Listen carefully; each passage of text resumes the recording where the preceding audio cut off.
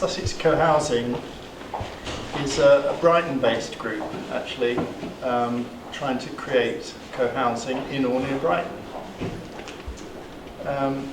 What we want is co-housing. I'll just run through that for those who don't know. The idea is a sustainable neighbourly community run by the residents, and it's very important that it's sort of resident-based. We have a say in the design of it and in the running and the management of the community. It's very common in Denmark, in some other parts of Europe, and it's very popular in America now, and it's just beginning to take off in this country. There are a few, but they're all different at the moment. There's no clear model. This is a graphic for one of the latest to have been built, Marmalade Lane in Cambridge, built by Town, who are a developer who we're involved with, who now have experience of working with co-housing. Some of the features of co-housing are that you have a cluster of homes, maybe houses and flats, we want to mix. Everyone has their own front door, but you have shared resources. Typically you'd keep cars to the edge of the site so you have a safe area inside, particularly for children. And you'll probably almost certainly have a common house if it's co-housing, which will have space for the whole community to meet together, to eat perhaps a couple of times a week. And may have other facilities like a laundry so that everybody doesn't have to have their own washing machine. You may have guest rooms so that perhaps people could buy a smaller property knowing they have a guest room available if they need it.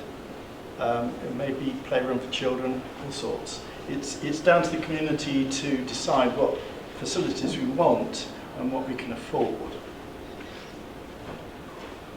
We're looking to be in Brighton ideally. In fact, our search area is this sort of yellow dot called the Greater Brighton area. The CLT can only help us with sites in Brighton and Hove, and that's where we want to be because most of us are based here, firmly rooted here. I've been here 25 years. Lots of people are working here, living here, friends here. But we would be prepared to go outside if we really can't find a site in Brighton and Hove that suits us. It's our Christmas dinner. We've got a core group, or we had a core group of about 8 people who've been together for a few years, but we weren't really keeping up with the work, particularly as things are moving a bit faster now that the CLT is involved and helping enable community-led housing. So we've recently expanded our core group to 15 people. We also have a supporters group of about 25 people who are giving us donations every month, which really helps. And we have an email list of over 300 people. There's a lot of interest in co-housing. We have a set of principles that we've evolved that include things like collaborative communication, creating a pleasant environment, valuing the journey, perseverance, and every meeting we pull some of these out of a card pack and read them out and meditate on them for a minute, and it cheers us up because they're a good set of principles. Part of our vision, in fact part of the way we work, is using a governance system called sociocracy, which is basically a set of common sense tools really to encourage inclusivity. Everybody has a voice, but at the same time being effective, so you have particular methods for decision making. And in particular we use rounds in in meetings when we really want to hear from everybody and build up ideas of what we do next. Our development team has these 4 circles. We started off as just one group of people, the general circle, but we've recently devolved work into these special task areas, and we're finding that really useful. And for some years, most of the work was done by 2 or 3 people, and we just can't keep up with it.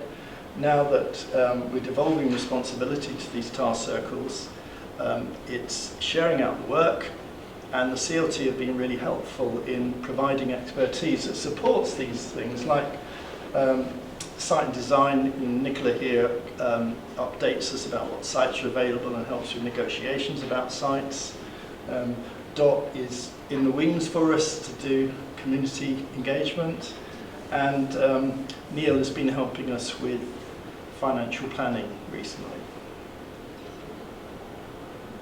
The plan is we'll find the ideal site, we'll get planning permission, no problem.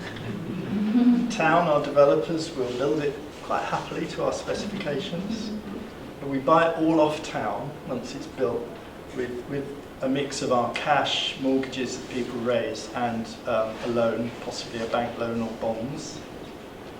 And we live happily ever after.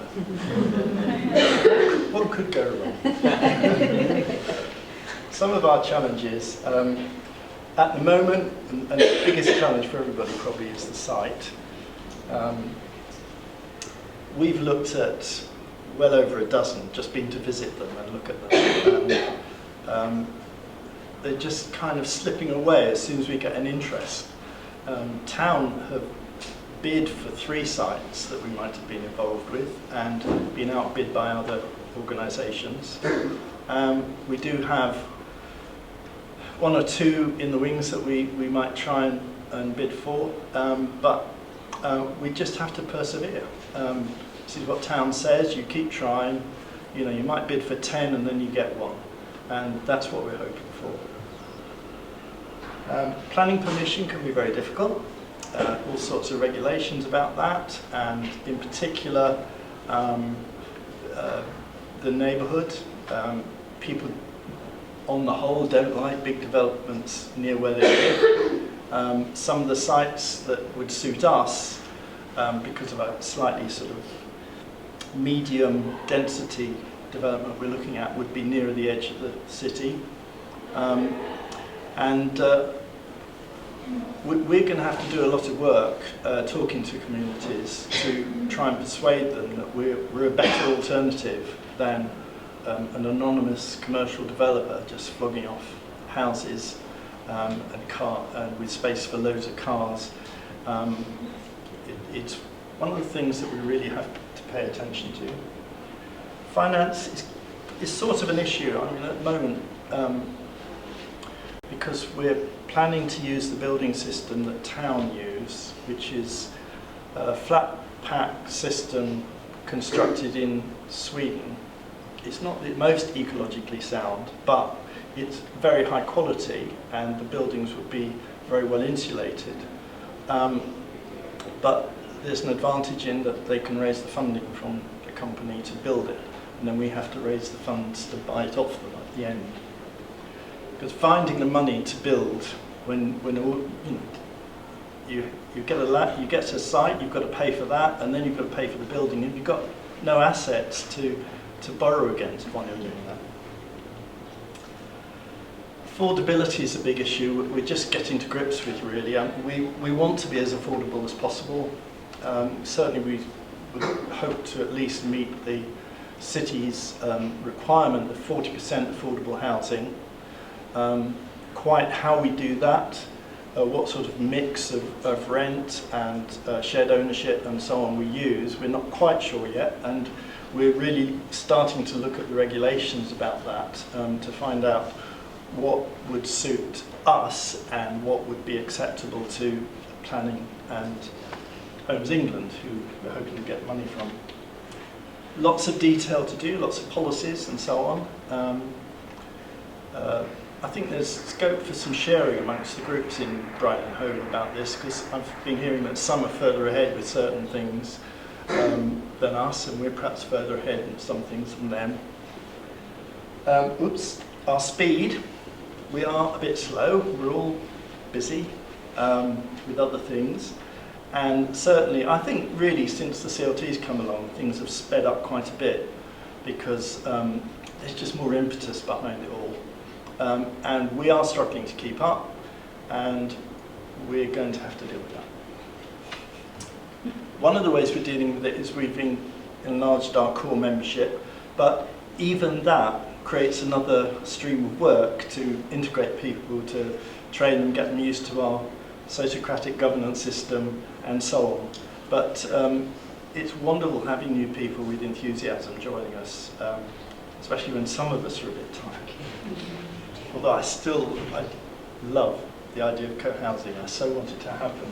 Some of our assets are people. We've got a great set of people. Our vision, co-housing, it's wonderful. Everybody likes it. Our principles are working well for us, including sociocracy. We've managed to raise quite a bit of funds, partly through donations and partly through the CLT. National networks are working really well on our behalf, not just our behalf, but community-led housing. Homes England are giving money for community-led housing. And Town, our developer, is a great partner.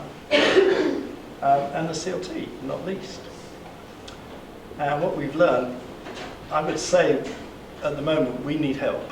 And we have put money into our bid to Homes England for a project manager. And I think we really do need that. That's it. Great, thank you.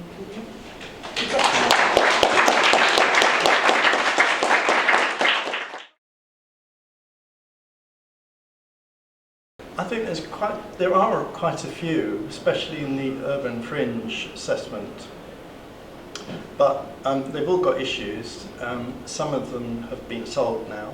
Some of them the council have earmarked for their own development. And some of them might have issues for us, like too noisy, or public transport is not good enough. You know, we have people who don't have transport who need to get into town to work and want to come home in the evenings and not walk a quarter of an hour in the dark. So there are issues with all the sites.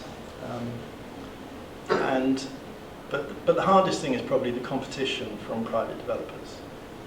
Brighton and Hove Community Land Trust supports groups of people who want to create their own community-led housing projects. Join us at bhclt.org.uk.